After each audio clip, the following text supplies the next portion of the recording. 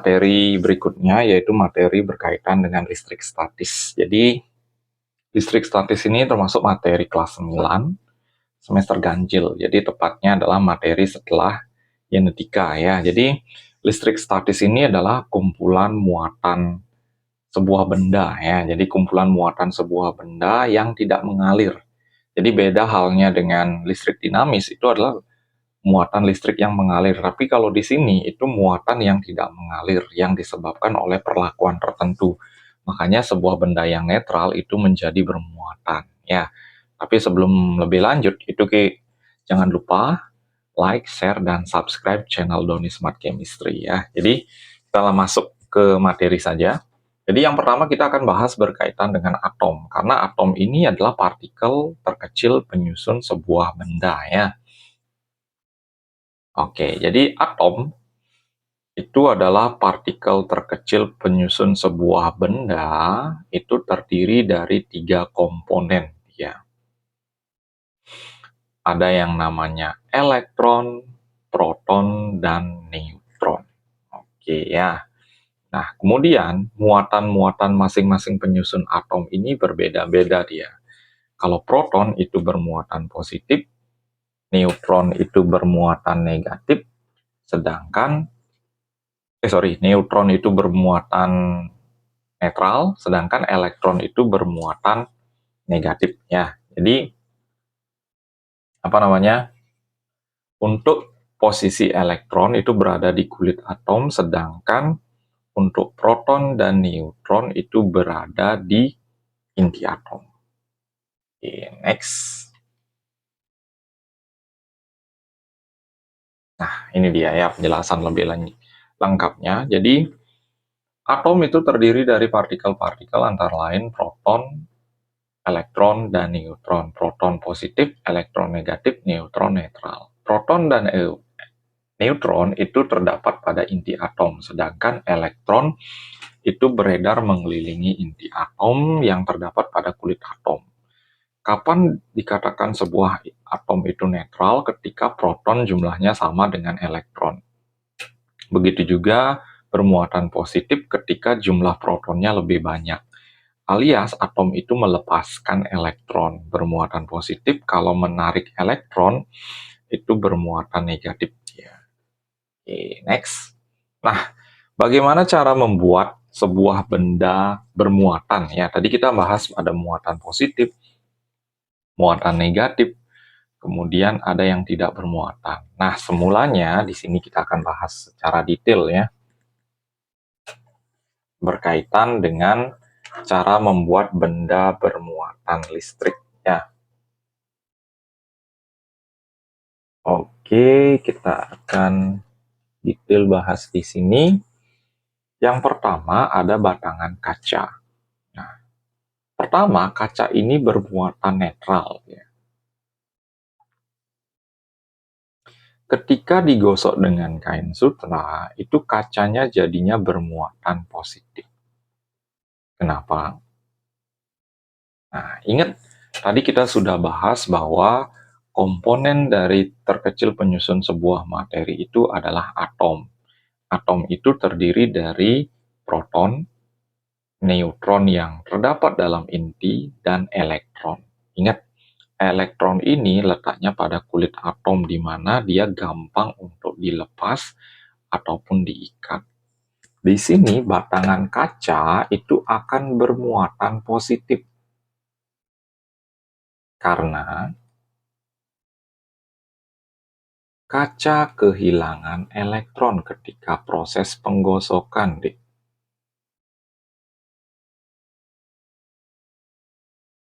Karena kaca kehilangan elektron, maka kacanya itu bermuatan positif. Kemana elektronnya? Elektronnya menempel di kain sutra.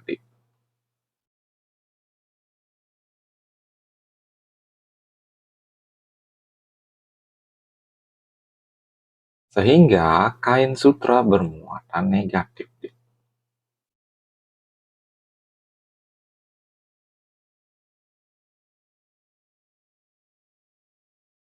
Nah, ini dia. Kain sutranya bermuatan negatif. Oke, jadi sekali lagi, dia bermuatan positif si kaca ini karena melepaskan elektron ketika digosok. Jadi, cara membuat benda bermuatan itu cara yang pertama adalah melalui penggosokan.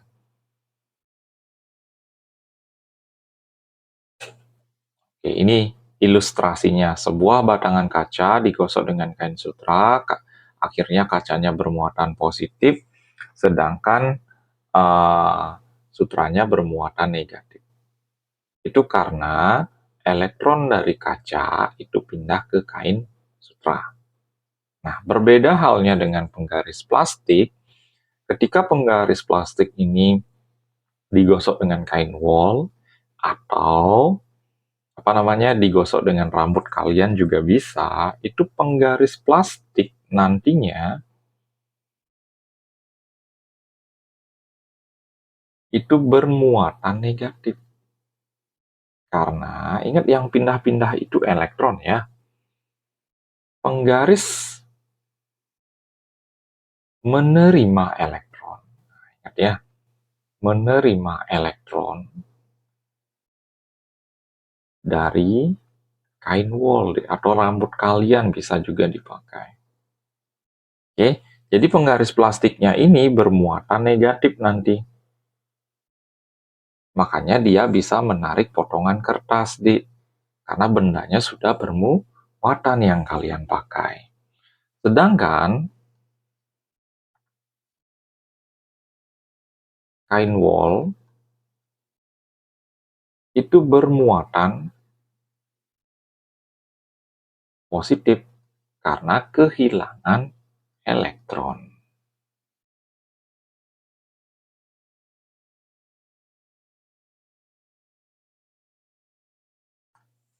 Oke, jadi seperti itu ya ilustrasinya. Kembali kita simpulkan bahwa kaca ketika digosok dengan kain sutra itu akan bermuatan positif. Karena si kaca ini kehilangan elektron, artinya ke elektronnya itu menuju ke kain sutra. Sedangkan kalau penggaris plastik itu bermuatan negatif setelah digosok.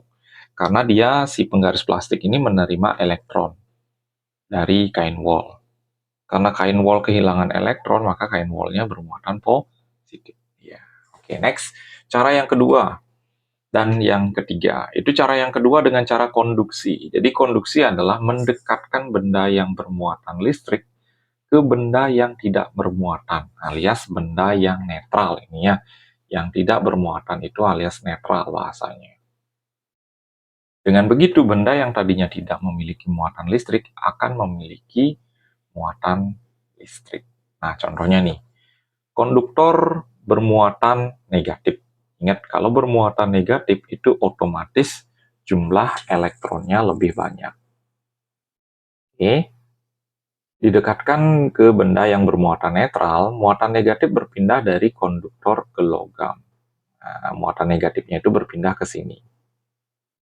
Oke ya, sehingga dia cenderung bermuatan negatif. Jadi negatif didekatkan dengan negatif didekatkan dengan netral, akhirnya yang netral ini menjadi negatif. Kemudian konduktor bermuatan konduktor bermuatan positif. Jadi muatan negatif berpindah dari logam ke konduktor. Nah, ini positif, ini juga ikut positif. Kenapa positif dia? Karena elektronnya berpindah dari benda ini menuju ke konduktor yang bermuatan positif. Makanya di sini positifnya lebih banyak dia. Kalau ini negatifnya lebih banyak. Oke, itu namanya konduksi. Konduksi itu artinya mendekatkan. Kalau didekatkan dengan bermuatan negatif, bendanya juga ikut bermuatan negatif. Kalau didekatkan dengan benda bermuatan positif, bendanya juga ikut bermuatan positif. Ya. Sedangkan yang ketiga itu dengan cara induksi. Jadi induksi ini memisahkan muatan listrik di dalam suatu penghantar. Jadi caranya dengan mendekatkan benda yang bermuatan listrik ke benda lain yang berada dalam kondisi netral. Peristiwa konduksi ini sering ditemui saat kita sedang menyelidiki muatan listrik suatu benda menggunakan elektroskop. Jadi di sini ada elektroskop ya yang bermuatan netral. Jadi kondisi awal elektroskop netral. didekatkan dengan benda bermuatan negatif. Nah, ini perhatikan, Dik. Jadi, yang tertarik ke sini adalah muatan positifnya, yang tertarik ke kepala. Nih, muatan positif ditarik ke kepala elektroskop, karena yang didekatkan ini muatannya negatif.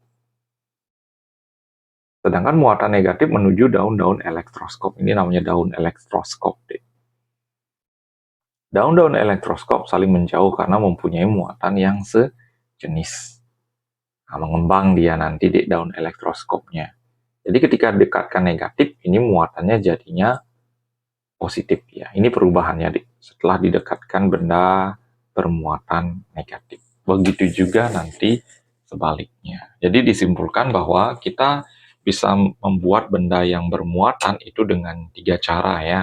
Dengan cara penggosokan, dengan cara konduksi, dan dengan cara induksi. Oke, next. Nah, bagaimana interaksi antar dua buah muatan? Itu kalian bisa lihat di sini. Tadi kita sudah lihat bahwa kaca itu bermuatan positif. Jadi ketika benda sama-sama muatannya positif atau muatannya sama, entah sama-sama positif atau sama-sama negatif, itu akan saling tolak-menolak. Oke.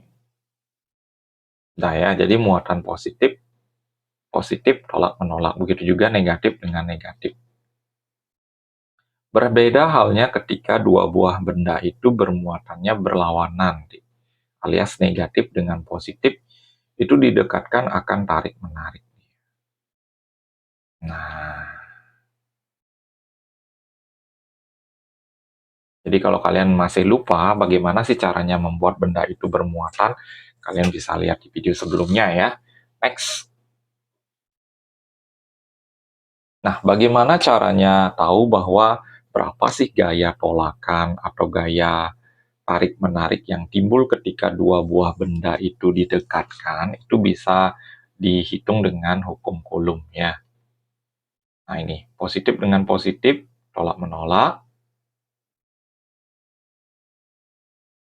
Positif dengan negatif, tarik-menarik. Nah, nanti besar gaya yang timbul dari tolakan atau tarikan ini sekali lagi bisa dihitung dengan hukum Coulomb namanya ya. Nah, ini dia rumusnya. Nah, untuk latihan soalnya ini kita akan bahas detail di di latihan soal berikutnya ya. Di mana di sini kita akan bahas besarnya gaya itu sebanding atau berbanding lurus dengan besar muatan masing-masing. Nah, makanya sama-sama di atas dia posisinya ya. Dan berbanding terbalik dengan kuadrat jaraknya. Jadi semakin jauh jarak sebuah benda, itu gayanya akan semakin lemah di jemaah. Semakin dekat jarak sebuah benda atau semakin kecil jaraknya, itu gayanya akan semakin kuat. Makanya dibilang berbanding terbalik ya dengan kuadrat jarak kedua muatan tersebut ya. Oke, next.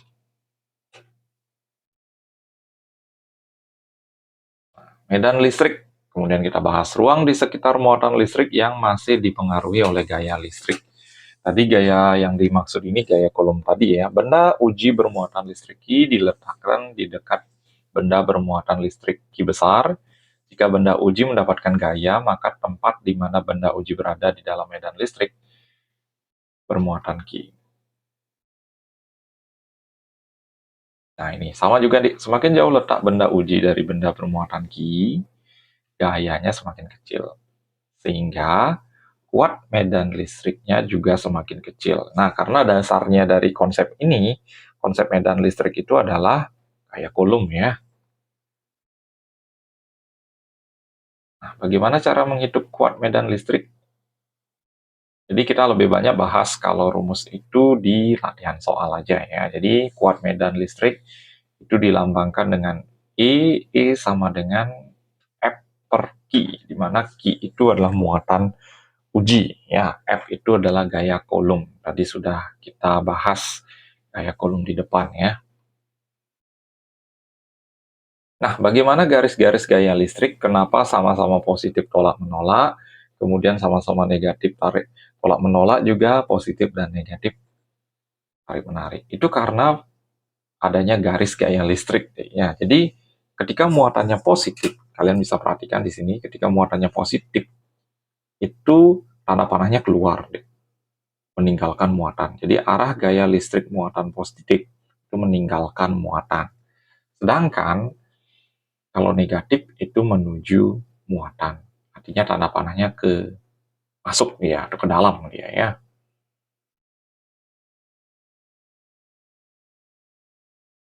Nah, ini. Jadi ketika positif dan negatif itu ada yang keluar, ada yang masuk.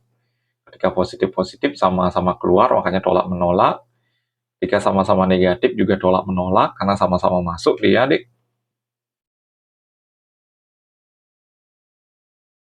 Nah, ini dia, adik. Pola garis gaya listrik positif keluar, negatif masuk. Ya, jadi diingatkan nanti. Nanti kita akan bahas lebih detail di latihan soal ya. Jadi kalian bisa nebak-nebak apa jawabannya. Oke, nah ini kita sudah masuk ke latihan soal, deh. Jadi latihan soal ini itu merangkum materi sebelumnya. Jadi penyampaian materinya di sini singkat ya, karena kita akan bahas secara detail materinya itu melalui latihan soal, deh ya. Jadi sekali lagi biar lebih detail lagi pembahasan materi kita, deh. Oke ya, jadi kita akan masuk ke materi latihan soal ya. Jadi di sini kita akan bahas secara detail materi dari listrik statis itu ya. Oke, next. Sisir akan bermuatan listrik negatif bila digosok dengan rambut. Karena, oke, ingat, yang berpindah. Jadi sekali lagi, yang berpindah itu adalah muatan negatif alias elektron ya. Jadi kalau ada pilihan neutron yang berpindah, proton yang berpindah, itu nggak usah dirumutin ya. Elektron dari rambut pindah ke sisir.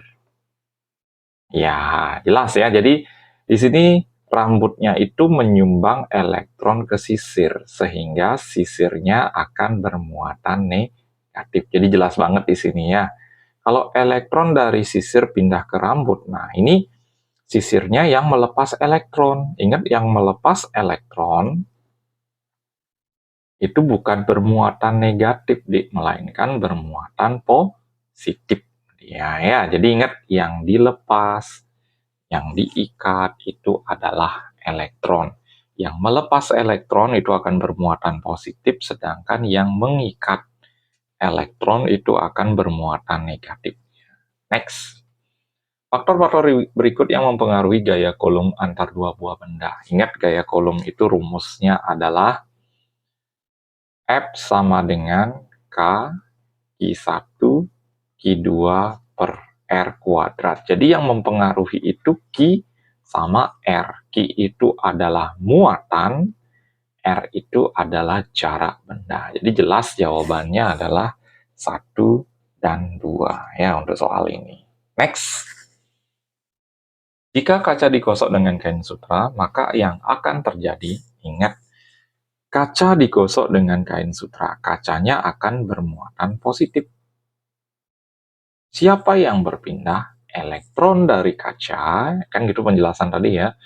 Elektron dari kaca itu akan pindah ke kain sutra, Dik.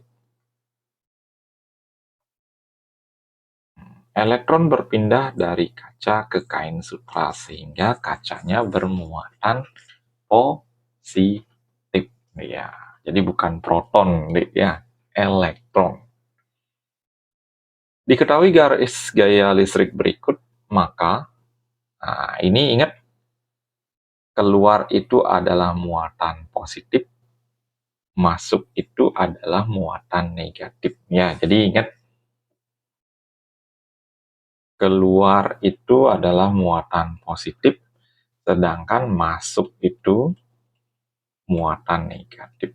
Jadi P-nya tanda panahnya keluar, jelas positif dia, sedangkan Q-nya masuk itu muatan negatif. Ya, jadi jelas jawabannya adalah yang P di sini. Next.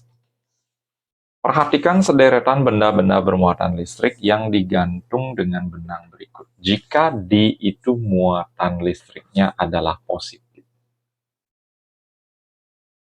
Nah, kita isi D. Muatannya adalah positif ya. Di D kita ganti dengan muatan positif. Maka berturut-turut benda A, B, C, I adalah. Nah, di sini kalian bisa lihat D dengan C ini tarik-menarik. Berarti jelas C-nya negatif. C dan B tolak-menolak, berarti dia sama-sama negatif. Ini tarik-menarik, dia positif. Nah, gitu.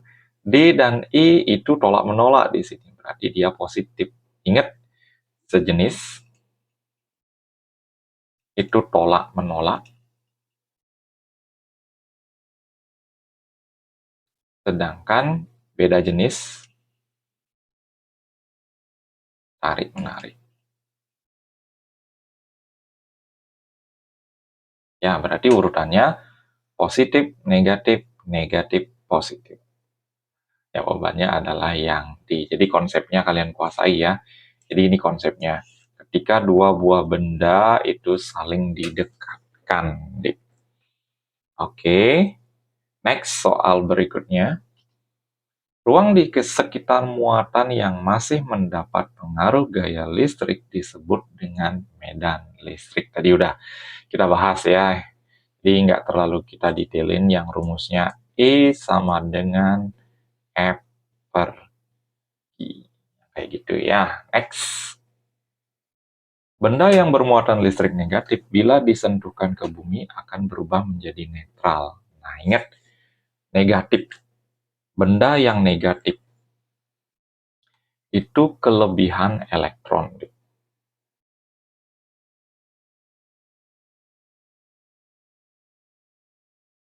Ketika dialirkan menuju ke bumi, itu jadinya netral. Kenapa? Ingat, konsep utamanya adalah elektron yang berpindah. Jadi proton benda pindah ke bumi, salah. Elektron dan proton benda mengalir ke bumi, salah, Dik. Elektron bumi pindah ke benda. Ingat, kan sudah bendanya bermuatan negatif. Masa ditambah lagi elektron, kan makin negatif, Dik. Jadi jawabannya adalah yang di elektron benda mengalir ke bumi dia. Jadi yang berpindah-pindah itu adalah sekali lagi elektron, karena elektron benda itu letaknya pada kulit atom, ya. Oke, next soal berikutnya. Perhatikan data berikut. Oke ya, di sana kalian disuruh memperhatikan sebuah data, ada proton, neutron, ion, dan elektron. Partikel penyusun inti atom. Nah, ingat, yang menjadi fokus pertanyaan adalah inti atom. Inti atom itu terdiri dari positif sama netral. Jadi positif itu punyanya proton, sedangkan netral itu punyanya neutron. Jadi 1 dan 2. Kalau elektron itu letaknya pada kulit atom.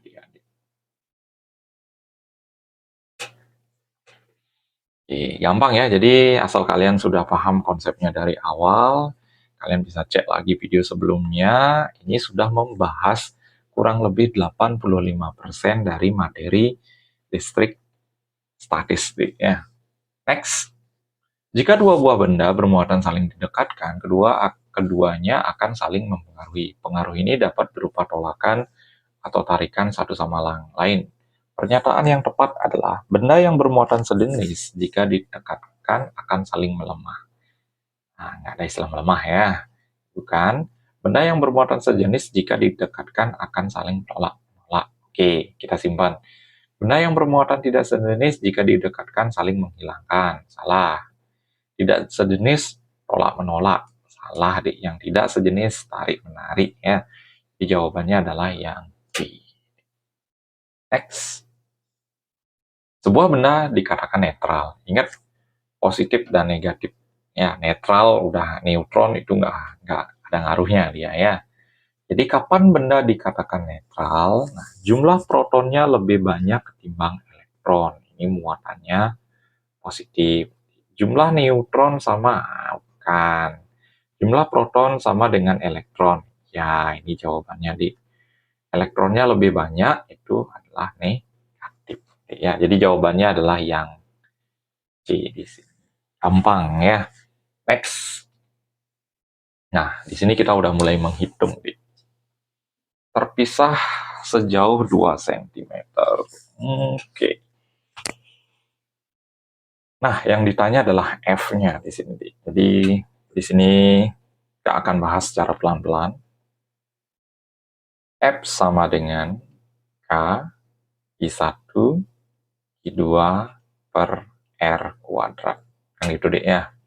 Jadi, F sama dengan K-nya 9 kali 10 pangkat 9 dikali 4 kali 10 pangkat min 6 kali 2 kali 10 pangkat min 6 per, nah ini sentimeter, ubah ke meter dulu.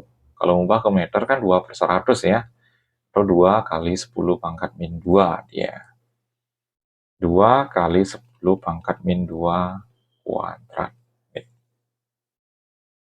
Jadinya, kita kumpulin aja angka dengan angkanya ya. 9 kali 4 kali 2 kali 10 pangkat 9 kali 10 pangkat min 6 kali 10 pangkat min 6 per 2 pangkat 2 itu 4 per 10 pangkat min 2 pangkat 2 10 pangkat min 4. Ini coret.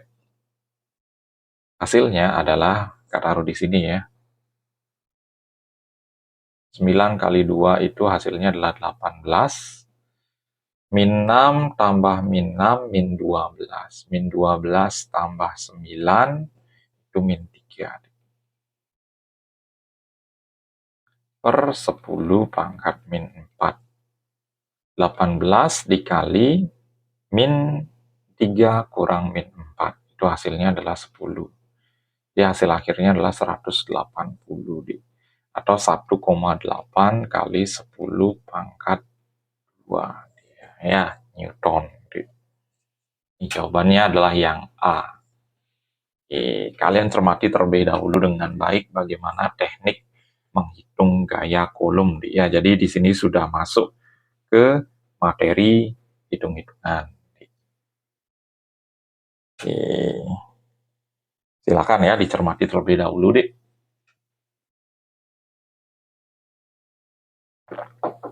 Oke, next soal berikutnya. Pada benda yang bermuatan listrik negatif, keadaannya adalah, yang tadi udah ya, jumlah elektron itu lebih banyak ketimbang protonnya. Ya. Next. Berikut ini yang bukan gejala listrik statis. Balon menempel di dinding setelah digosok.